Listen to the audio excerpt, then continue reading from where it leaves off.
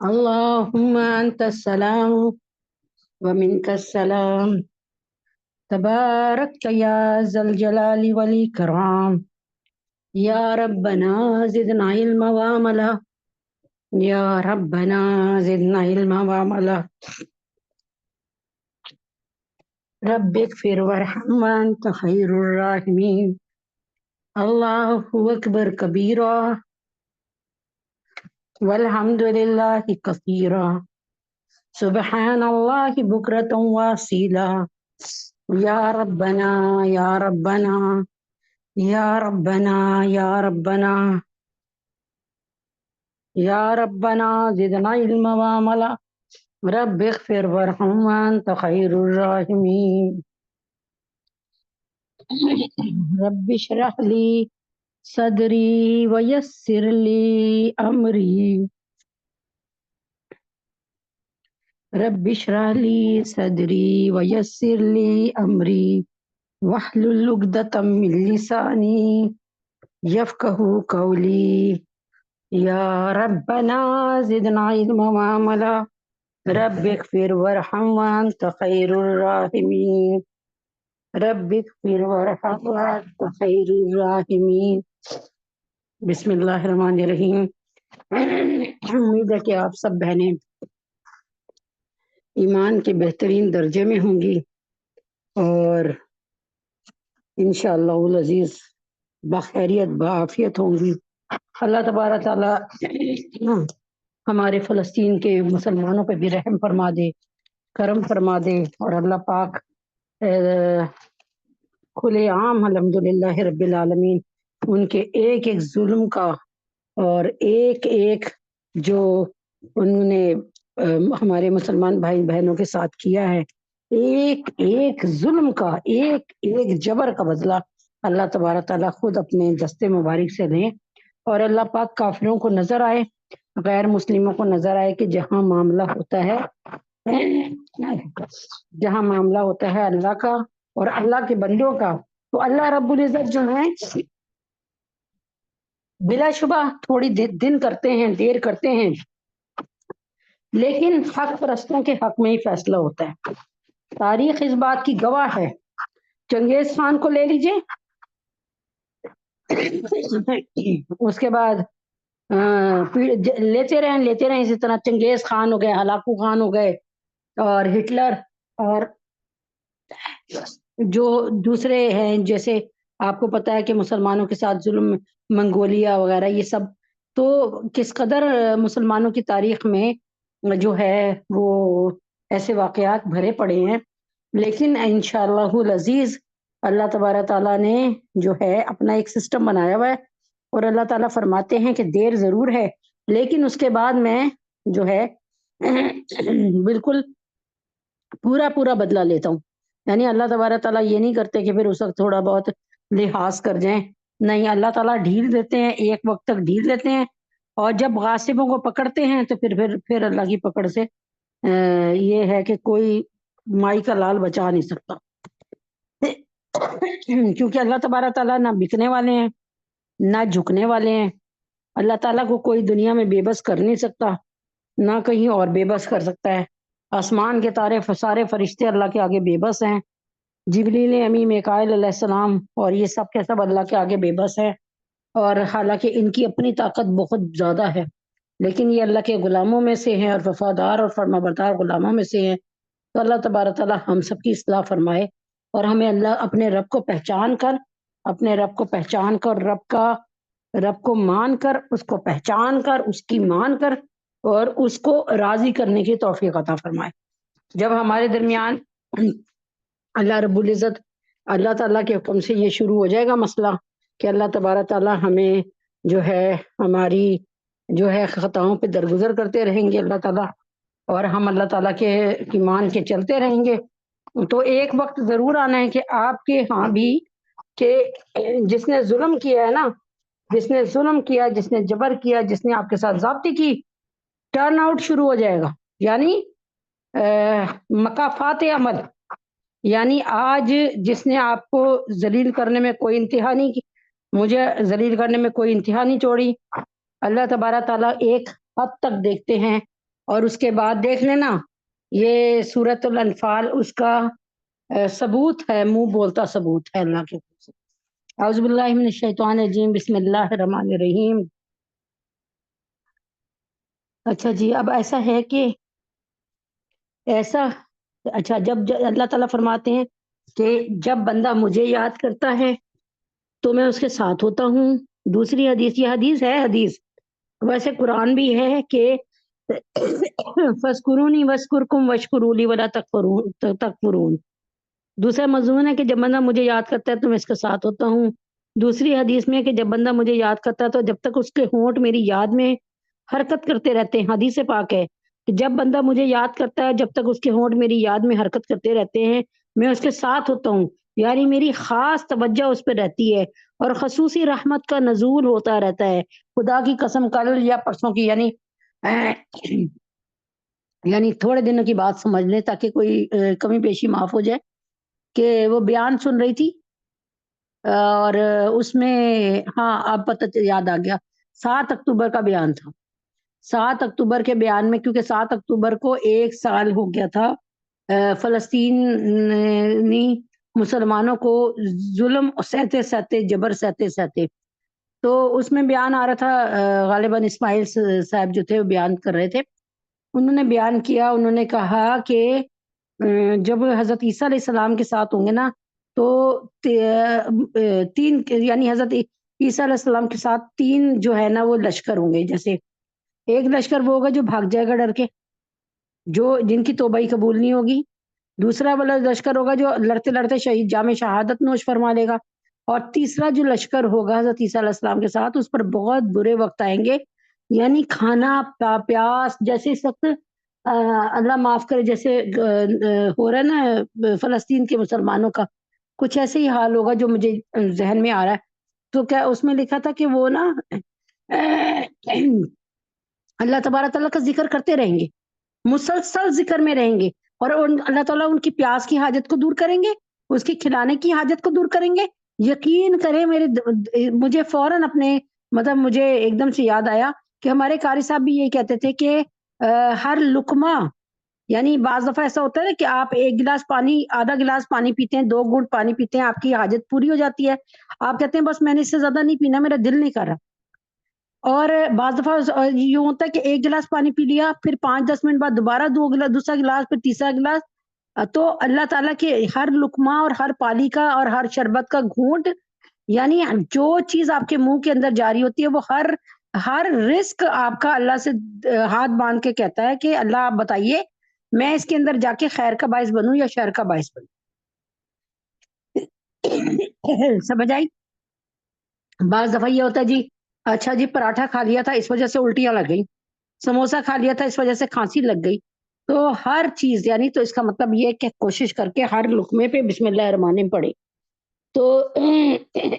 یہاں تک اللہ تعالیٰ فرماتا ہے جب بندہ مجھے یاد کرتا ہے تو جب تک اس کے ہونٹ میری یاد میں حرکت کرتے رہتے ہیں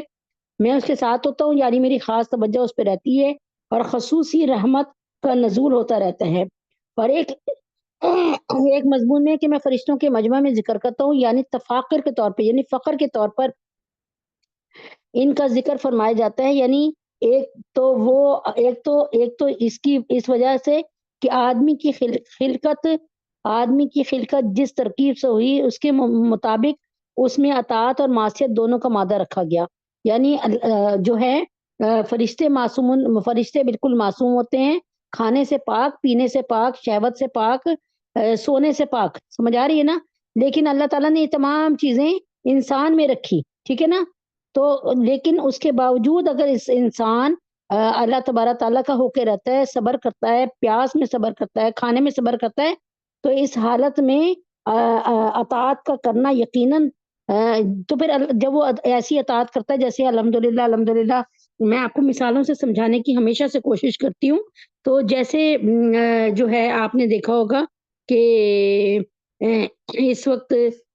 فلسطین کے حالات ہیں کہ وہ کیا کر رہے ہیں، اللہ تبارک تعالیٰ کے حکم سے وہ کہتے ہیں کہ اللہ ہم راضی ہیں، آپ نے ہم سے بچے لے لیے، ہمارے 4 بچے چلے گئے، ہم راضی ہیں۔ اسماعیل ہنیہ جن کو دھوکے سے ایران والوں نے، جو کہ ایران کا کام ہی ہمیشہ سے یہی ہے دھوکہ دینا، یہ کابل کے، یہ آپ کو پتا ہے کہ یہی وہ لوگ ہیں جو کوفہ کے لوگ ہیں جنہوں نے دھوکے سے حضرت علی رضی اللہ تعالیٰ عنہ کو اور پھر دھوکے سے حضرت حضرت حسین رضی اللہ تعالیٰ عنہ کو ختم کرایا، تو اسی طرح سے دھوکے سے اسماعیل ہنیہ صاحب کو بھی ختم کرا دیا، لیکن بہرحال ان کی تو آئی بھی تھی، وہ تو جام شہادت نوش کر گئے، اب اللہ نے ان سے کیسا بدلہ لینا یہ اللہ پاک جانتے ہوں گے انشاءاللہ۔ تو بتانے کا مقصد یہ ہے کہ ہمیشہ یاد رکھیں کہ اللہ تبارک تعالیٰ جو ہیں وہ اکیلا نہیں چھوڑتے، اللہ تبارک تعالیٰ کا ایک دستور، ایک طریقہ ہے، اللہ تبارک تعالیٰ کبھی بھی ایک دم سے کام نہیں کرتے۔ اب مشرکین مکہ نے نبی پاک صلی اللہ علیہ وسلم کو اتنا ستایا، نبی پاک اللہ تعالیٰ چاہتے تو اپنی کامل قدرت سے جس دن نبی اکرم صلی اللہ علیہ وسلم کو پہلی دفعہ اسلام کا جب نعرہ لگانے کا حکم دیا کہ اللہ تعالیٰ نے نبی پاک صلی اللہ علیہ وسلم سے فرمایا کہ وَأَنذِرْ عَشِيرَتَكَ الْأَقْرَبِينَ، اپنے رشتہ داروں کو ڈرائیے، کس دن سے ڈرائیے، کہ کس چیز سے ڈرائیے، اللہ کی ناراضگی سے ڈرائیے، قیامت حشر سمانیوں سے، قبر کے عذاب سے ڈرائیے، اور ناکامیوں سے ڈرائیے۔ تو اسی دن حضرت محمد صلی اللہ علیہ وسلم نے جب یہ اعلان کیا کہ لوگوں اللہ تبارک تعالیٰ ایک ہیں اور یہ بت پرستی جو ہے کسی کام کی نہیں ہے، اور یہ بت جو ہے تمہیں کبھی کوئی فائدہ نہیں پہنچا سکتے، تو نبی اکرم صلی اللہ علیہ وآلہ وسلم کو جو ہے وہ جس طریقے سے تکلیف دی گئی، اور یہ تکلیف کا سلسلہ رکا نہیں، بلکہ 13 سال تک، بلکہ 13 سال کے بعد بھی نبی پاک صلی اللہ علیہ وسلم کے دل کو جلانے کا سامان بتھیرا کیا، اور ان کو ختم کرنے کا سامان بتھیرا کیا۔ اور اللہ تعالیٰ نے یہی فرمایا تھا کہ قرآن میں بھی کہ اللہ تبارک تعالیٰ نبی اکرم صلی اللہ علیہ وسلم کی حفاظت کے لیے موجود ہیں، اور ان کی تمام سازشوں کو اللہ تعالیٰ انہیں پر اڑ دیں گے۔ اللہ تبارک تعالیٰ کیا یہ نہیں کر سکتے تھے کہ جس دن نبی پاک صلی اللہ علیہ وسلم کی پہلی دفعہ مخالفت ہوئی اور ابو لہب نے نبی پاک صلی اللہ علیہ وسلم کو نعوذ باللہ بددعائیں دی، تو اسی دن اللہ تعالیٰ بدلہ لیتے اور نشان عبرت بنا دیتے ابو لہب کو اسی دن، نہ کہ جو ہے 10-12 سال بعد یہ بدر کے موقع پہ، بدر کے بعد اس کا انتقال، اس کو جہنم حاصل ہوا، مرا یہ ابو لہب۔ تو کہنے کا مقصد ہے اللہ تعالیٰ اس وقت بھی کر سکتے، لیکن اللہ نے ایک وقت تک مہلت دی، 10-12 سال 13 سال تک مہلت دی، کیوں؟ تاکہ یہ ابو لہب قیامت میں یہ نہ کہہ سکے کہ اے اللہ مجھے تو آپ نے مہلت نہیں دی، ورنہ میں تو سنبھل جاتا، میں تو اسلام قبول کر لیتا، میں تو نبی پاک صلی اللہ علیہ وسلم کے نقش قدم پہ چل جاتا۔ اللہ تبارک تعالیٰ ہر انسان کو ایک حکمت کے ساتھ جو ہے ایک مہلت دیتے ہیں، اور اس کے بعد پھر جب اللہ نپتے ہیں، اللہ تبارک تعالیٰ جب پکڑتے ہیں تو پھر بس پھر پکڑتے ہیں، تو پھر پکڑتے ہیں۔ اور اللہ تعالیٰ فرماتے ہیں پوری دنیا مل کر بھی اگر میری پکڑ سے کسی کو بچانا چاہے تو اللہ تعالیٰ فرماتے ہیں کہ پھر ایسا نہیں ہو سکتا کہ وہ پکڑ سے بچا لے، ایسا نہیں ہو سکتا۔ اعوذ باللہ من الشیطان الرجیم، بسم اللہ الرحمن الرحیم۔ آج کی حدیث مبارکہ سود پہ، میں بار بار آپ کو یہ سود پہ بتاتی ہوں کہ سود کی لعنت کے متعلق میں آپ کو جو ہے شروع سے بتائے چلی جا رہی ہوں کہ جیسے میں نے آپ سے فرمایا تھا شروع میں کہ حضرت ابو ہریرہ رضی اللہ عنہ سے روایت ہے کہ نبی پاک صلی اللہ علیہ وسلم نے فرمایا 7 ایسی چیزوں سے بچو جو ہلاک کرنے والی ہیں۔ صحابہ کرام نے عرض کیا یا رسول اللہ وہ 7 چیزیں کون سی ہیں؟ آپ نے فرمایا اللہ کے ساتھ کسی کو شریک کرنا، نمبر 2 جادو کرنا، ایسی جان کو ناحق مار ڈالنا،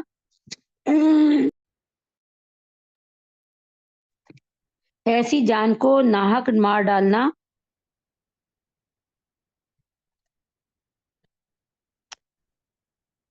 ایسی جان کو ناحق مار ڈالنا جس کا مارنا اللہ تعالیٰ نے حرام فرما دیا ہے، سود کھانا، یتیم کا مال کھانا، جنگ کے روز پیٹ دکھا کر بھاگنا، اور بھولی بھالی پاک دامن عورتوں پر تہمت لگانا زنا کی، یہ ایسے ہے تمام کے تمام گناہ اللہ تبارک تعالیٰ جن پر بہت سختی سے نپٹیں گے۔ حضرت عبداللہ بن مسعود رضی اللہ عنہ سے روایت ہے کہ حضور پاک صلی اللہ علیہ وسلم نے سود کھانے والے پر اور سود کھلانے والے پر لعنت فرمائی ہے، یعنی سود لینے والے اور سود دینے والے پر اللہ تعالیٰ نے اور نبی اکرم صلی اللہ علیہ وسلم نے لعنت فرمائی ہے۔ ایک روایت میں ہے کہ اس کے ساتھ سود کی شہادت دینے والے اور کتابت کرنے پر بھی اللہ تعالیٰ کے نبی نے جو ہے لعنت فرمائی ہے۔ حضرت سمرہ بن جندب رضی اللہ تعالیٰ عنہ سے روایت ہے کہ نبی پاک صلی اللہ علیہ وسلم نے فرمایا میں نے آج رات خواب میں دیکھا کہ دو آدمی میرے پاس آئے اور مجھ کو ایک مقدس سرزمین کی طرف لے چلے، یہاں تک کہ ہم ایک خون کی نہر پر پہنچے، اس کے درمیان ایک شخص کھڑا تھا، نہر کے کنارے پہ ایک شخص ہے، اس کے سامنے بہت سے پتھر پڑے ہیں، نہر کے اندر والا شخص نہر کے کنارے کی طرف آتا ہے، جس وقت وہ اس نہر سے نکلنا چاہتا ہے کنارے والا شخص اس کے منہ پر ایک پتھر اس زور سے مارتا ہے کہ وہ پھر کر اپنی جگہ پھر دوبارہ سے جا پہنچتا ہے پھر جب کبھی نکلنا چاہتا ہے اسی طرح اس کے منہ پہ پتھر مار مار کے اس کو اپنی جگہ پہلی جگہ لوٹا دیتا ہے۔ حضرت سسن نے پوچھا وہ کون شخص تھا جس کو میں نے نہر میں دیکھا؟ فرمایا سود خور۔ اس کو امام بخاری نے روایت فرمایا ہے، یعنی اب آپ خود سوچ لیں کہ ہمارا انجام کیا ہوگا اگر ہم یہ اس طرف آتے ہیں، تو اللہ تعالیٰ ہمیں آپ کو سود سے بچائے۔ بسم اللہ الرحمن الرحیم۔ ایک حدیث ہے ان محمد ابن سیرین ان ابیہ بن کعب رضی اللہ تعالیٰ عنہم اہدا الی عمر بن الخطاب رضی اللہ تعالیٰ عنہم من ثمرتی ارضہ فردہ فقال ابی لما رددت ہدیت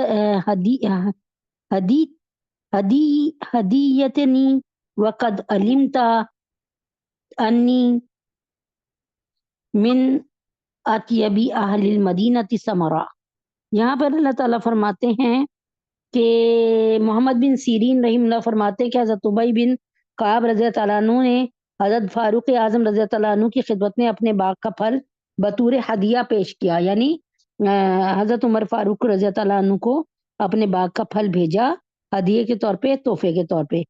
حضرت فاروق اعظم نے واپس کر دیا۔ ابی بن کعب رضی اللہ تعالیٰ عنہ نے شکایت کی۔ یہ ابی بن کعب کون تھے؟ ابی بن کعب یہ وہی تھے کہ اللہ تعالیٰ نے فرمایا تھا جبریل امی سے کہ جاؤ جا کر نبی پاک صلی اللہ علیہ وسلم سے کہو ابی بن کعب سے اللہ کا کلام سنیں، اور ابی بن کعب ہمیں جنت میں اللہ کا کلام سنائیں گے۔ یہ کوئی مطلب بہت بڑے پائے کے صحابی تھے۔ ابی بن کعب رضی اللہ تعالیٰ عنہ نے شکایت کی اور عرض کیا کہ آپ جانتے ہیں کہ میرے باغ کا پھل سارے مدینے میں لطیف اور افضل ہے، یعنی ظاہری عمدگی کے اعتبار سے یہ حلال طیب ہونے کے اعتبار سے سب سے زیادہ حلال اور طیب ہے، پھر آپ نے اس کو کیوں رد کر دیا؟ اس کو کیوں نہیں لیا؟ اس کو واپس کیوں کر دیا؟ اس کو اب واپس لے لیجئے۔ بعض روایت میں کہ حضرت فاروق اعظم رضی اللہ عنہ نے ابی بن کعب رضی اللہ عنہ کو 10,000 درہم قرض دیے تھے۔ خطرہ یہ ہوا کہ کہیں یہ ہدیہ اس قرض کے عوض میں نہ ہو۔ بعد میں ابی بن کعب رضی اللہ عنہ کی یقین دہانی اور اس کے سابقہ معاملات پہ نظر ثانی فرما کے، یعنی انہوں نے سوچا کہ یہ تو مجھے شروع سے بہت عرصے سے ہدیہ بیچتا ہے، یہ قرض لینے سے پہلے سے بیچتا تھا، تو آپ نے یہ قبول فرما لیا۔ جیسے کہ اوپر حضرت انس رضی اللہ عنہ کی حدیث میں ایسی صورت کو مستثنا قرار دیا، یعنی یہ چیز کر سکتے ہیں، اس پر پابندی نہیں ہے، جس میں قرض لینے اور دینے والے کے درمیان پہلے سے ہدیہ دینے کا رواج تھا۔ یہی وجہ ہے کہ فاروق اعظم رضی اللہ عنہ پہ قبول ہدیہ کا اصرار کرنے کے باوجود حضرت ابی بن کعب رضی اللہ عنہ کا خود بھی فتویٰ یہی ہے کہ جس شخص کے ذمہ اپنا قرض ہو اس سے ہدیہ قبول کرنا درست نہیں ہے۔ یہاں پہ کتنی خوبصورت باتیں ہیں، اس کو سمجھ لیجئے۔ یہ باتیں ایسے ہوتی ہیں کہ دیکھیں میں اپنی ذات پہ رکھ کے یا آپ پہ رکھ کے سمجھانے کی کوشش کرتی ہوں، میرا مقصد ہرگز یہ نہیں ہوتا، بلکہ آپ کو پتا کہ جب کوئی غلط قسم کی بات ہوتی ہے اس کو میں اپنے پر رکھ کے بات کرتی ہوں تاکہ آپ لوگوں کو برا نہ لگے۔ میں نے آپ کو بتایا کہ جیسے ایک مثال کے طور پہ میں اور یہاں پر ایک میری بہن بیٹھی ہیں، نام لینا نہ میرا دل نہیں کر رہا کہ میں نام لوں، لیکن یہ ہوتا ہے کہ الحمدللہ ہم آپس میں اتنے فری ہیں کہ جیسے ایک مثال کے طور پہ کہ مانگ کے لے لیتے ہیں۔ ایک مثال ہے کہ اس بہن نے کہا کہ بھائی ساگ بنایا، میں کہوں گی بھائی تو بھیج مجھے فوراً، تو یا کوئی جیسے کڑی وغیرہ یا حلیم وغیرہ جو ایسی چیزیں ہوتی ہیں تو میں کہتی ہوں بھائی ہمیں بھی بھیجو۔ کہیں گاؤں سے کوئی پالک پولک آ گئی یا کوئی چیزیں آ گئی گاؤں سے تو بھائی ہمیں بھی بھیجو، دودھ آ گیا ہمیں بھیجو، تو اصلی گھی آ گیا تو چلو آپس میں ہمارے ہوتا رہتا ہے کہ کبھی میں بھیج رہی ہوں کبھی وہ بھیج رہی ہیں۔ تو لیکن اب اگر میں نے ان سے کچھ قرض لے لیا، مثال کے طور پہ 50,000 روپے قرض لیا، تو اب یہ ہوا کہ میں نے ان کو بھیجا ہدیہ، ویسے ہی چلے چاول اچھے بنے تھے، بریانی میں نے بھیج دی۔ اب جو ہے کیونکہ میں اس قرض سے پہلے بھی یہ کام کرتی رہی کہ ہم ایک دوسرے سے لے لیتے تھے فرینکلی، کھا لیتے تھے پی لیتے تھے، کوئی چیز سامنے نظر آ رہی ہے ان کے گھر میں، ہم نے کھا لی اٹھا لی، انہوں نے میری چیز بھی گھر میں آ کے کھا لی، تو یہ سلسلہ چل رہا ہے شروع سے، ٹھیک ہے نا؟ تو پھر تو یعنی یہ شروع سے چل رہا ہے، میرے قرض لینے سے پہلے سے چل رہا ہے، تو پھر تو ٹھیک ہے، جائز ہے۔ اور ابی بن کعب نے بھی کہا کہ میں تو یہ پہلے سے بھیجتا تھا آپ سے قرض لینے سے پہلے سے، تو حضرت، اور یہ بھی کہا کہ میرے باغ کی کھجوریں سب سے مزیدار ہوتی ہیں اور سب سے موٹی موٹی کھجوریں، یعنی بڑی فرحت بخش ہوتی ہیں اور بڑی صحت والی کھجوریں ہوتی ہیں، بڑا مطلب اچھا مال اترتا ہے میرے باغ سے۔ تو حضرت عمر فاروق نے پھر بھی لینے سے انکار کیا، انہوں نے کہا دیکھیں میں بھی اس بات کی گواہی دیتا ہوں کہ جس کو تم قرض دو اس سے پھر کوئی چیز نہ لو، ہدیتاً نہ لو، ہدیتاً نہ لو۔ ہاں یہ ہے، ہدیتاً نہ لو، ہاں یہ ہے کہ اگر شروع سے ایسا سلسلہ چل رہا ہے لینے دینے کا، پھر لینے میں حرج نہیں ہے، دینے میں حرج نہیں ہے، لیکن ساتھ ہی ابی بن کعب نے یہ بھی کہہ دیا نا کہ دیکھو ہم تو پہلے سے یہ کرتے ہیں، یا حضرت عمر فاروق سے فرمایا کہ میں تو پہلے سے آپ کو دیتا دلاتا ہوں، آپ مجھے بھیج دیتے ہیں، تو اب لے لیں۔ حضرت عمر فاروق نے قبول کر لیا، لیکن ساتھ ہی ابی بن کعب نے ایک بات اور کہہ دی کہ صحیح ہے لیکن میں بھی اس حق میں ہوں، ساتھ ہی کہا میں بھی اس حق میں ہوں کہ جس کا تم نے قرض لیا ہے، یعنی جس سے تم نے قرض دیا ہے اس کا، یعنی جس کو تم نے قرض دیا ہے اس کا ہدیہ قبول نہ کرو۔ ساتھ ہی انہوں نے یہ بھی کہہ دیا کہ میں بھی اس کے قابل ہوں، میں بھی اس کے حق میں ہوں کہ جس کو تم نے قرض دیا ہے۔ تو اب آپ کو بات جو سمجھانی ہے، یہ بات بڑی گہری ہے، مثال کے طور پہ اتنی گہری بات ہے کہ مثال کے طور پہ صرف زید نے زید نے بکر سے، یعنی میں اپنے پہ رکھ لیتی ہوں تاکہ آپ کو صحیح طرح سمجھ آ جائے، میں نے آپ میں سے کسی بہن سے نا، میں نے آپ میں سے کسی بہن سے 10 لاکھ روپے لیے کہ بھائی مجھے نا اپنا مکان بنانا ہے، اس میں کمی پڑی ہے، دے دی۔ اب آپ میں سے فنا بہن نے دے دیے، اہلیہ آصف نے دے دیے مجھے، میں ایک سمجھانے کو کہہ رہی ہوں، تو اب دے دیے، اب یہ ہوا کہ اب میں یہ سوچوں کہ اہلیہ آصف جو ہے ان کو میں نے کہا تھا کہ میں 3 مہینے بعد قرض واپس کر دوں گا، ایک کر دوں گی، مثال دے کے سمجھا رہی ہوں۔ اب اہلیہ آصف کو میں 3 مہینے بعد جو ہے نہیں دے پا رہی، ایک مثال ہے نا، میں نے ان سے 10 لاکھ لیے لیکن اب نہیں دے پا رہی ان کو، اور تو میں نے کیا کیا کہ اہلیہ آصف کے لیے ایک سوٹ لیا، اور سوٹ لینے کے بعد جو ہے وہ سوٹ لیا اور ایک تھوڑی سی مٹھائی لے لی، یا کچھ گھر میں بنا لیا، آئس کریم وغیرہ یا کوئی کھیر وغیرہ، اور میں نے اہلیہ آصف کو جا کے دے دیا۔ کیوں لگ رہا کہ میں نے اہلیہ آصف کا منہ بند کروایا ہے کہ ابھی میرے سے پیسے نہ مانگے؟ بات سمجھ آئی نا؟ تو اللہ تعالیٰ نے اس چیز کو پسند نہیں فرمایا۔ ہاں یہ ہے کہ یوں ہو سکتا ہے کہ اہلیہ آصف سے میں نے 10 لاکھ لیے، میں نے 3 مہینے بعد کہا کہ میں نے 10 لاکھ روپے آپ کو اتارتی ہوں، اب 3 مہینے بعد میرے 10 لاکھ میرے ہاتھ میں آ گئے، مثال دے کے سمجھا رہی ہوں، صرف اس میں کوئی صداقت نہیں ہے اس وقت، تو میں نے وہ 10 لاکھ اپنے بیگ میں رکھے، پرس میں رکھے، اور ساتھ ہی میں نے کیا کیا، ایک سوٹ بھی لے لیا، اور کیا کہتے ہیں کوئی آئس کریم وغیرہ لے لی، ٹھیک ہے۔ اب میں اہلیہ آصف کو جاتے ساتھ ہی پہلے 10 لاکھ دوں گی، یہ لیں بھائی اہلیہ آصف، یہ میری لکھت پڑھت ہے، اس کو چیک کر لیں، آپ سے میں نے 1 مہینے 2 مہینے پہلے 10 لاکھ لیے تھے، ان 10 لاکھ کو دیکھیں اور یہاں پہ سائن کر دیں جہاں پہ ہم نے لکھا یہ اسٹیٹمنٹ کی تھی، اور لکھیں کہ وصول پائل، اگر ایسی کوئی سچویشن، اور اس کے بعد میں پھر وہ ہونے کے بعد میں کہوں بھی یہ میں آپ کے لیے سوٹ لے کے آئی ہوں، اور یہ میں آپ کے لیے راستے سے پھل فروٹ لے آئی ہوں، آئس کریم لے آئی ہوں، اور اس کے بعد بالکل جائز ہے کہ میں نے قرضہ اتار دیا، اب میں جتنا مرضی دوں، لیکن اگر بالفرض 10 لاکھ میں نے اہلیہ آصف سے لیے اور 3 مہینے کا وعدہ تھا، لیکن بالفرض خدا نہ کرے اللہ نہ کرے میں نہیں دے سکی، اب میں اہلیہ آصف کے لیے سوٹ لے کے جا رہی ہوں اور کچھ بنا کے لے کے جا رہی ہوں، یا کچھ آئس کریم وغیرہ، کوئی کیک رس وغیرہ، کوئی کیک وغیرہ لے کے جا رہی ہوں، اور پیسے نہیں دے رہی ان کو اس مہینے نا، پیسے نہیں دیے جبکہ وعدہ تھا. تو یہ بھی ایک طرح سے سودی اس میں آ جائے گا.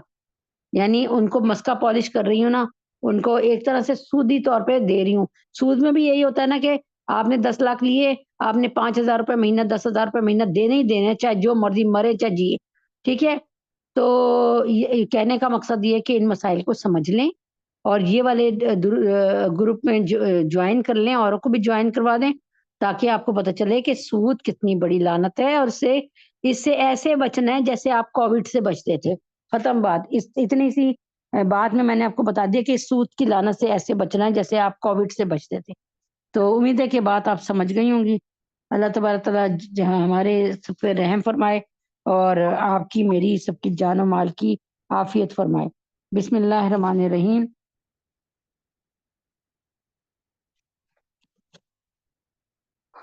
بسم اللہ الرحمن الرحیم. آج کی آیت نمبر 72 یعنی 72 اور 73 ہے. آیت 72 اور 73 ہے. بسم اللہ الرحمن الرحیم. ان الذین آمنوا وحاجروا ان الذین آمنوا وحاجروا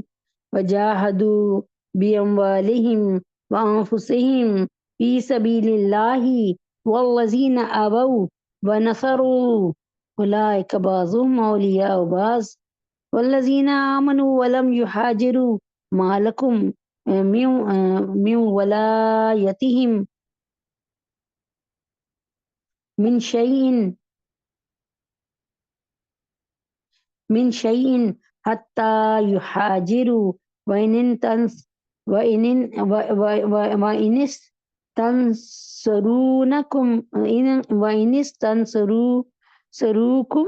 وإن استنصروكم في الدين فعليكم النصر إلا على قوم بينكم وبينهم ميثاق والله بما تعملون بصير. ان الذین آمنوا وحاجروا، بے شک جو لوگ ایمان لائے اور انہوں نے ہجرت کی، یعنی مکہ میں ہجرت اور ایمان لے آئے. ایک مطلب سمجھا رہی ہوں کہ اس وقت سب کے لیے، پوری دنیا کے لیے، پوری دنیا کے مسلمانوں کے لیے امپلیمنٹ ہے کہ جہاں کفر ہے، جہاں بہت زیادہ کفر کا ظہور ہے اور مسلمان بہت چھوٹی تعداد میں ہے، تو دو کام کر لیں. یا تو یعنی دو نہیں کام کر لیں بلکہ وہاں سے مائگریٹ کر دیں اور ہجرت کر دیں. مطلب دوسرا کام تو یہ ہے، بڑے حوصلے اور عظمت والا ہے، لیکن اللہ تبارک تعالیٰ نے یہ والی سنت ادا نہیں کی، ہم سے نہ کرائی. کہ جب نبی پاک صلی اللہ علیہ وسلم تھوڑی تعداد میں تھے اور ان کے پاس کچھ بھی نہیں تھا، افرادی قوت بھی نہیں تھی، اور ان کے پاس پیسے کی قوت بھی نہیں تھی، ان کے پاس ہتھیار بھی نہیں تھے، تو اللہ پاک نے کئی نبی پاک صلی اللہ علیہ وسلم کی مکی زندگی میں ایک دفعہ بھی یہ جو 53 سال کی زندگی ہے، ایک دفعہ بھی ایسے نہیں کہا کہ آپ لڑو مارو اور مر جاؤ، یہ نہیں کہا.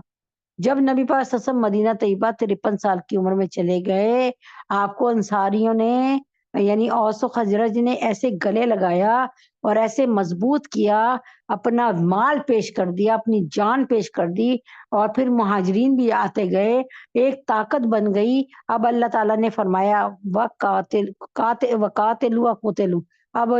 قتل کرو اور خود بھی قتل ہو جاؤ. یعنی کسی کو مارتے مارتے اگر وہ تمہیں مار دیتا تو کوئی بات نہیں، تم شہید ہو، اور اگر زندہ رہ کے واپس آتے ہو تو تم غازی ہو. تو بے شک جو لوگ ایمان لائے انہوں نے ہجرت بھی کی اور اپنے مال اور جان سے اللہ کے راستے میں جہاد بھی کیا، اور جن لوگوں نے رہنے کو ان کو جگہ دی اور مدد کی، یہ لوگ باہم ایک دوسرے کے وارث ہوں گے. میں نے اب بتایا نا، اس مثال کے طور پہ میں تھی، میں مسلمان ہو گئی اور میں مکہ میں تھی، مثال میں سے سمجھا رہی ہوں اس وقت. اب میں نبی اکرم صلی اللہ علیہ وسلم کے پاس کے دور میں مطلب ادھر آ گئی، ہجرت کر کے آ گئی. تو اب ظاہر ہے میں اپنا پورا خاندان، پراپرٹی اور پتہ نہیں کیا کیا چیزیں جو ہے وہ وہیں چھوڑ کے آ گئی نا، خاندان، میرے بچے میں اس طرح سمجھانے کو بتا رہی ہوں. تو اب کیا ہوا، لیکن میں مومن بن کے، مسلمان بن کے، ایمان والی بن کے آ گئی نبی پاک صلی اللہ علیہ وسلم کے پاس. تو اب اگر میں مر جاؤں گی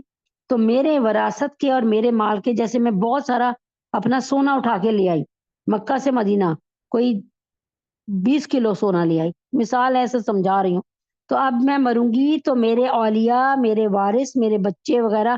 مطلب جو لوگ مکہ میں ہیں، چاہے وہ پھوپھی ہوں، خالہ ہوں، چچی ہوں، تائی ہوں، چچا ہوں، پھوپھا، ماموں ہوں، وہ نہیں بنیں گے میری مال وراثت کے مالک، بلکہ اب یہ جو نئے لوگ اسلامی بھائی ہیں نا، یہ وراثت کے مالک بنیں گے۔ تو اور جو لوگ ایمان تو لائے اور ہجرت نہیں کی، اللہ تعالیٰ فرماتے کہ جو لوگ ایمان لائے اور ہجرت نہیں کی، تمہارا ان سے میراث کا کوئی تعلق نہیں۔ اللہ تعالیٰ فرماتے ہیں کہ اگر وہ وہاں پہ ایک مثال کے طور پہ مکہ میں ایک صرف سمجھانے کو کہہ رہی ہوں، یوں سمجھ لیں آپ کہ مکہ میں جیسے ابو طالب تھے، ٹھیک ہے نا، اب کیا کہتے ہیں،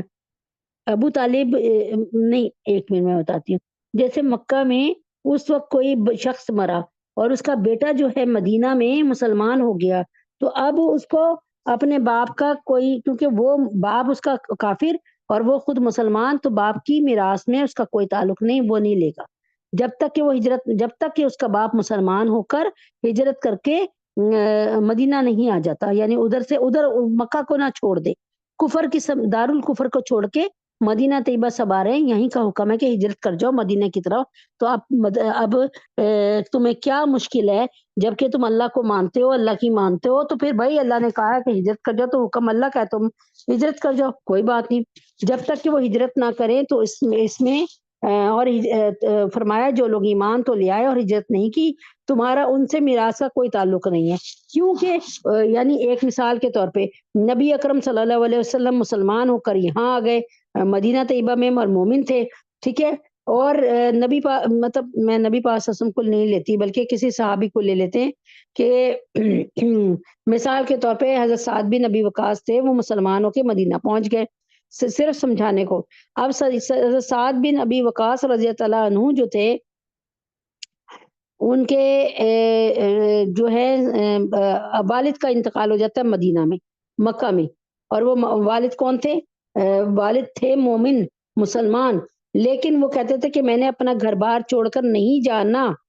میں نے اپنا گھر بار چھوڑ کر نہیں جانا، میں نے اپنے بچوں کو چھوڑ کے نہیں جانا، میں نے اپنا شہر چھوڑ کے نہیں جانا، میں نے اپنے کھجور کے کھیت چھوڑ کے، باغات چھوڑ کے نہیں جانا۔ تو اب اللہ تعالیٰ فرماتے ہیں کہ اب ان سے تمہارا کوئی تعلق نہیں، کیونکہ ہجرت کا وہ مسلمان ہو چکے تھے اور میں نے ہجرت کا حکم دے دیا تھا،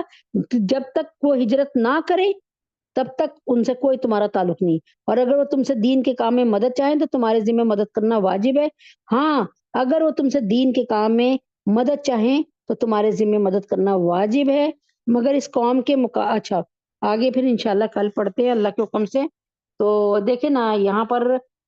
صحابہ کرام رضوان اللہ تعالیٰ اجمعین کے 4 گروہ، ان آیت میں اللہ تعالیٰ نے 4 طرح کے مسلمانوں کا ذکر فرمایا، اور ہر ایک بھی ہر ایک کو الگ الگ بیان کیا۔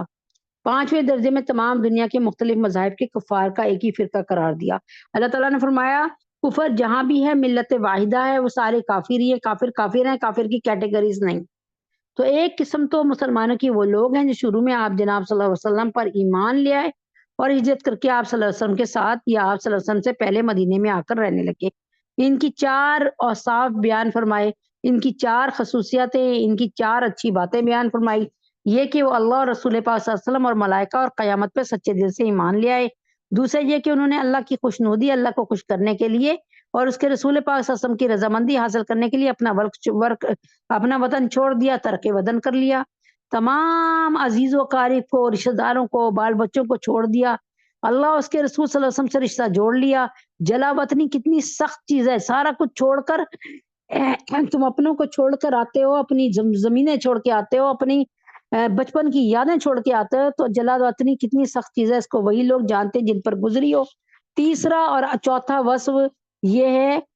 خوبی یہ کہ راہ خدا میں انہوں نے جان و مال قربان کر دیا، سخت ترین معرکوں میں جانیں لڑا دی، مگر حضور پاک صلی اللہ علیہ وسلم کی رفاقت کو، ان کے ساتھ کو نہ چھوڑا۔ مکہ کے اندر گھاٹی میں قید ہوئے، شعیب ابی طالب کی گھاٹی میں 3 سال تک ترک تعلقات کی تکلیف اٹھائی، یعنی ان سے کوئی، وہ باہر نکلتے تھے، کوئی ان کو بات کرنا پسند نہیں کرتا تھا، کوئی ان کو جو ہے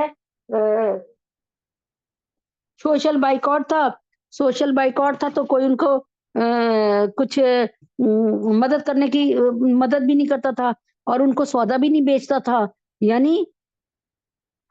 तो क्या मतलब शुएब अभी तालीम में 3 साल तक तर्क ताल्लुकात की तकलीफ उठाई, कौम ने लेन-देन सलाम कलाम बंद कर दिया, मगर इन मुहाजिरीन की हिम्मतें कमज़ोर नहीं पड़ी। गार सौर में हज़ूर पाक सल्लल्लाहु अलैहि वसल्लम के साथ रहे, जिस मकान से हज़रत मोहम्मद सल्लल्लाहु अलैहि वसल्लम ने हिजरत फरमाई, इस मकान के अंदर हज़ूर पाक सल्लल्लाहु अलैहि वसल्लम के बजाय खुद अपनी जान काफिरों के नरगे में फँसाई। किसने? हज़रत अली रज़ियल्लाहु तआला अन्हु ने। आपने क्या कहा था? अली मेरे बिस्तर पे सो जाओ, सुबह अमानतें सबकी वापस कर देना। जंग बदर, उहद, अहज़ाब वगैरह में साथ रहे, माली कुर्बानियाँ इस हद तक की कि घर में कोई चीज़ तक नहीं छोड़ी, हर चीज़ हज़ूर पाक सल्लल्लाहु अलैहि वसल्लम के कदमों में लाकर डाल दी, गर्ज़ तन, मन, धन किसी चीज़ से दरेग ना किया। दूसरे वो लोग हैं जिन्होंने मुहाजिरीन अव्वलीन को अपने मकानों में जगह दी, यानी अंसार, बावजूद ये कि खुद तंग हाल थे मगर अपने मुअज़्ज़ज़ मेहमानों की हर तरह खातिर मदारत की। इन अंसारे मदीना ने खुद भूखे रहे, अहलो अयाल को भूखा रखा, मगर मेहमानों को तकलीफ नहीं होने दी। वही है ना हज़रत तलहा अंसारी रज़ियल्लाहु तआला अन्हु, पूरी रात भूखे रहे, बच्चों को भी सुला दिया भूखा और मेहमानों को खिलाया खुद। तो भला वयूसिरूना इला अनफुसिकुम, यानी वो अपनी जानों पे दूसरे की जानों को बरतरी देते हैं। तो तमाम दुनियाए कुफर के खिलाफ मुहाजिरीन की मदद की। दुनिया उनके घरों पे चढ़ गई मगर उन्होंने किसी की परवाह नहीं की। अपने अहलो अयाल की तरह मुहाजिरीन की हिफाजत की। गोया उन्होंने भी राह खुदा में जानें लड़ा दी और इस्लाम की मदद करने में, इस्लाम की आनत करने में किसी माली कुर्बानी से भी दरेग ना किया। माल की, जान की, अपनी इज्जतों की, आबरूओं की, सबकी जो है कुर्बानी देकर हक अदा कर दिया कि नबी अकरम सल्लल्लाहु अलैहि वसल्लम के साथ उनकी रफ़ाकत का, उनकी रफ़ाकत का और उनके से प्यार का अल्लाह तबारक तआला के हुक्म से उन्होंने हक अदा कर दिया। अल्लाह वमा अलैना इल्लल बलाग, अल्लाह तबारक वमा अलैना इल्लल बलाग। तो तो भाई बात सिर्फ यही है कि बताना यही है कि समझ लें ये दुनिया की जो हमने अपने लिए वो बनाया है ना कि हम समझते हैं कि ऐसे जिंदगी गुजारेंगे तो ये कामयाब जिंदगी होगी। अल्लाह की कसम नबी अकरम सल्लल्लाहु अलैहि वसल्लम ने हमें जिंदगी के हर पहलू को गुजारने का और किस टाइम क्या काम करने का हुक्म जो एक सिलेबस दे दिया, स्केड्यूल दे दिया। हम उससे अगर नहीं हटेंगे, हम उस पर कायम दायम रहेंगे तो खुदा की कसम आज नहीं तो कल नबी अकरम सल्लल्लाहु अलैहि वसल्लम की महफिल में हमारी भी सुनी जाएगी और हम नबी अकरम सल्लल्लाहु अलैहि वसल्लम की महफिल में अल्लाह के नबी के साथ जुड़े बैठे होंगे इंशाअल्लाह, अल्लाह ने चाहा। तो बात ये है कि बस हमें समझने की जरूरत है हम किस तरफ जा रहे हैं। हमने दोनों हम ना इस दुनिया की कामयाबी को कामयाबी समझे बैठे हैं। हम में से हर शख्स ये चाहता है कि बस हमें अच्छा घर मिल जाए जहाँ पे बड़ी सिक्योरिटी हो, हमें अच्छा अच्छा खाने को मिलता रहे और बस हमें हमारे पास लेटेस्ट मोबाइल हो, हमारे पास हमारा घर हर तरह की फैसिलिटीज के साथ हो और हम समझते हैं कि बस यही जिंदगी है और बस हमें हमारी सारी इज्जत करे और हम जहाँ जाएं हमारी सुनी जाए। लेकिन मैं तो यही कह रही हूँ कि ये सब कुछ जो है अगर मियार जिंदगी होता तो नबी अकरम सल्लल्लाहु अलैहि वसल्लम सिर्फ यही चीज मांगते और इधर इतनी कुर्बानियां ना देते, अपनी जिंदगी को हल्का ना करते और अपनी मन चाही जिंदगी गुजार के जाते, जिससे आज हमारे पास कोई एक मिसाल भी ना होती कि हमारा नबी अकरम सल्लल्लाहु अलैहि वसल्लम इस कदर तकलीफें झेल के गए और अपने अल्लाह को राजी कर दिया, दुनिया को कुछ भी नहीं समझा। हर तरह से जंग के मौके पे और अमन के मौके में किस तरह अल्लाह के नबी अकरम सल्लल्लाहु अलैहि वसल्लम अपने पैरों पे, यानी पैरों पर उनके वो आ जाती थी, वरम आ जाता था, लेकिन बावजूद ये कि मासूम होने के उनसे गुनाह कोई होता ही नहीं था, हुआ ही नहीं था, बावजूद इसके हजरत मोहम्मद सल्लल्लाहु अलैहि वसल्लम पूरी पूरी रात अपने अल्लाह के हजूर खड़े रहते थे और उम्मत के लिए। हम लोग मैं समझती हूँ मैं बहुत नाकारा हूँ, हमने अपने नबी को पहचाना नहीं, हमने नबी अकरम सल्लल्लाहु अलैहि वसल्लम के अमल को पहचाना नहीं और आज हम जमाने में ख्वार हो रहे हैं और जलील और रुस्वा हो रहे हैं। अल्लाहुम्मा सल्ली अला मुहम्मद व अला आलि मुहम्मद كما صليت على إبراهيم وعلى آل إبراهيم إنك حميد مجيد. اللهم بارك على محمد وعلى آل محمد كما باركت على إبراهيم وعلى آل إبراهيم إنك حميد مجيد. ربنا آتنا في الدنيا حسنة وفي الآخرة حسنة وقنا عذاب النار. ربنا ظلمنا أنفسنا وإن لم تغفر لنا وترحمنا لنكونن من الخاسرین. الہی ہمارے گناہوں کو معاف فرما دیجئے. ربنا ربنا آتینا فی الدنیا حسنۃ وفی الآخرۃ حسنۃ وقنا عذاب النار. اے اللہ پاک ہمیں اس دنیا میں بھی، اور اللہ پاک ہمیں اور ہماری آنے والی نسلوں کو اور موجودہ نسل کو اس دنیا میں بھی اور آخرت میں بھی اے اللہ پاک، اے اللہ پاک، اے اللہ پاک کامیاب اور کامران فرما دیجئے. اے اللہ پاک عذاب، یا اللہ پاک قیامت کی صبح تک آنے والا ایک ایک بچہ جو کہ ہماری نسلوں سے ہو، یا اللہ پاک اس کے ایمان، اس کے ایمان، اس کے قرآن، اس کی نمازوں کی، اس کے دل اور دماغ کی، اس کے عقائد کی اللہ پاک ایسے حفاظت فرمائیے گا جیسے آپ نے یوسف علیہ السلام کی ہر طرح سے حفاظت فرمائی. جیسے کیچڑ میں کمل کو آپ کھلاتے ہیں، ایسی پاکیزہ رکھیے گا ہمارے بچوں کو.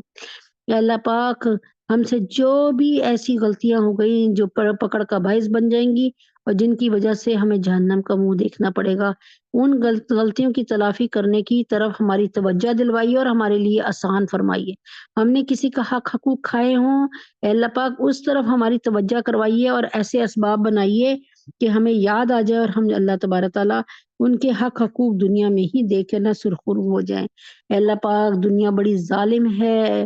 جس طرح سے رشوت کا مال اور حرام کا مال کھا رہی ہے اور ڈٹائی کے ساتھ زندہ ہے.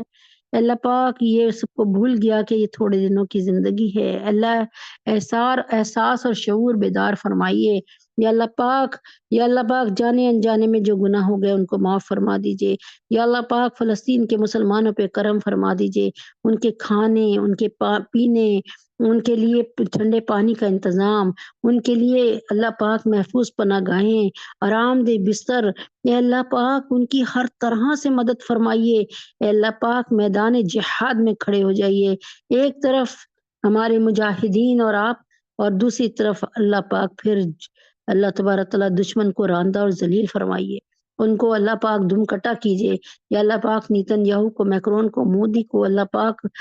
جوئی بائیڈن کو، یا اللہ پاک بشار الاسد کو، یا اللہ پاک جتنے بھی اسلام کے دشمنان اسلام، غداران پاکستان ہیں، اللہ پاک ان کو چن کر جہنم واصل فرمائیے. ان کے کاروبار کو، معیشت کو، کرنسی کو، ان کے پورے لشکروں کو، ان کی فوج کو، ان کے شہروں کو، ان کے دیہاتوں کو، ان کے سکون کو، ان کی صحتوں کو تباہ اور برباد فرمائیے. یا اللہ پاک اب رحم فرما دیجئے ہمارے فلسطین کے مسلمانوں پر، ہمارے حماس کے ایک ایک مجاہد پر. ان کی مدد فرمائیے، ان کی ہر طرح سے اعانت فرمائیے، ان پر رحم فرمائیے، ان پہ کرم فرمائیے. اے اللہ اب تو رحم فرمائیے. یا اللہ پاک کی اگر تو نے مسلمانوں کی دل جوئی نہیں، تانا دیں گے بت کے مسلم کا خدا کوئی نہیں. یا اللہ پاک ڈاکٹر انم، عائشہ، سونیا، ختیجہ، سمیرہ، فیصل، ماری، انس، فاخرہ، بابر، سنبل، علی عمران، مہرالنساء، مریم، ثانیہ، روشان، ان سب کو بہترین نیک نرینہ اولاد اے اللہ پاک اسی سال عطا فرمائیے. فریال، عائشہ، سحر، ان کی تمام مشکلوں کو آسان فرمائیے. دنیا میں بھی ان کے لیے جنت، آخرت میں بھی ان کے لیے جنت عطا فرمائیے. یا اللہ پاک امت محمدیہ صلی اللہ علیہ وسلم کی تمام بچیاں اور بچے جو نکاح کے قابل ہو چکے ہیں اور جتنے لوگ یہاں بیٹھے ہیں ان کی بچیاں اور بچے، اللہ پاک حفصہ، فاطمہ، جویریہ، سدرہ، سبحانہ، حفصہ، سجاد، زینب، منتہا، عفیفہ، بینش، بنات سرور فخر، عبد المتین، سعدیہ، نظام، سدرہ اور اس کے گھر میں تمام بچیاں، آمنہ، نمرہ. یا اللہ پاک ان سب کی شادیاں بہترین اور اچھی جگہ جلد فرما دے. ان کو بہترین زوج عطا فرما دے. تمام علماء اسلام، مفتی حسن صاحب، مفتی تقی عثمانی صاحب، مولانا فضل الرحمان صاحب، فضل الرحیم صاحب، پیر ذوالفقار نقشبندی صاحب حضرت جی، ان کو سب کو ان کی جان، مال، عزت و آبرو کی حفاظت فرمائیے اور ان کو صحت کاملہ عاجلہ مستمرہ عطا فرمائیے. ندیم بھائی کو، عمیر کو، نازیہ، اندلیب، اہلیہ، حسین، عیشا، معظم، عادل، شزا، نعیم، ریحانہ، عثمان، عزیز. یا اللہ پاک زارا، فاطمہ، رمشا، دانش، یا اللہ پاک طاہر، مختار عالم، اہلیہ رضوان اللہ صاحب، اہلیہ رضوان الہی اور اہلیہ دانش کے والدین، ان سب کو اور اس محفل میں جتنے لوگ بیٹھے ان کو میرے بھی اور ان کے بھی جو ہے سب کے شوہروں کو اور سب کے بچوں کو، قیامت کی صبح تک آنے والی نسلوں کو ایمان کے ساتھ اور اللہ تعالیٰ ہدایت کے ساتھ صحت کاملہ عاجلہ مستمرہ عطا فرمائیے۔ اہلیہ اعظم، اہلیہ رفیق، مفتی ضیاء الدین صاحب، عامر بیٹی انم، ان کا گھر، ان کو اپنا بہترین عزت والا گھر عطا فرما دیجیے یا اللہ پاک۔ احمد نواز صاحب، محمد عمر محسن، عمیر سنبل، یا اللہ پاک ان کو بہترین روزگار عطا فرما دے، راہ ہدایت عطا فرمائیے۔ اماد کو، صالحہ کو، ہمنہ کو، احمد کو، حفصہ، فاطمہ کو، یا اللہ پاک ان کو راہ ہدایت عطا فرما دیجیے یا اللہ پاک۔ آج کا سورج ڈوبنے سے پہلے ان کی ہدایت کے فیصلے فرما دیجیے یا اللہ پاک۔ ڈاکٹر ہمنہ، فاطمہ، عائشہ، عبداللہ، ان کو دنیا اور آخرت کی کامیابی عطا فرما دیجیے۔ ڈاکٹر ہمنہ کے لیے بہترین برکت والی نزدیک ترین جو ہے نوکری کا، جاب کا بندوبست فرما دیجیے۔ وصلی اللہ تعالی علی خیر خلقہ محمد وعلی آلہ وصحبہ وآل بیتہ وازواجہ وذریاتہ اجمعین برحمتک یا ارحم الراحمین۔ یا اللہ پاک اس سال زیارت حرمین شریفین کی توفیق عطا فرما دیجیے یا اللہ پاک۔ لے جائیے یا اللہ پاک، حجر اسود کو بوسہ دینے کی توفیق دے دیجیے یا اللہ پاک۔ حتیم میں بیٹھ کر آب زمزم پینے کی توفیق عطا فرما دیجیے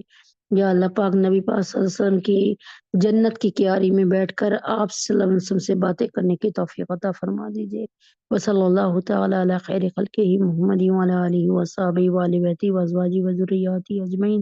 برحمتک یا ارحم الراحمین۔ سبحان ربک رب العزۃ عما یصفون وسلام علی المرسلین والحمد للہ رب العالمین۔ السلام علیکم ورحمۃ اللہ وبرکاتہ۔